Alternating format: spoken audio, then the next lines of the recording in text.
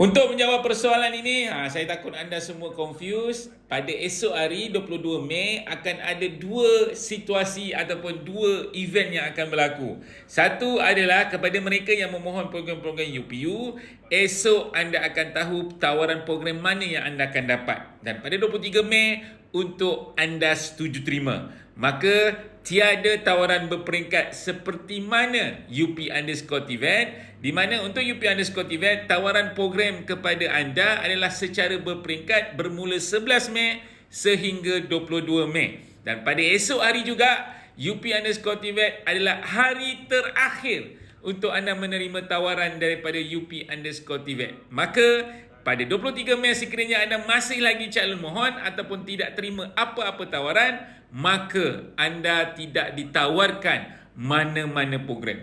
Pada 8 Jun nanti untuk program-program TVET di UP_TVET, sekiranya anda nak sambung, nak mohon rayuan, 8 Jun adalah tarikhnya untuk anda buat rayuan.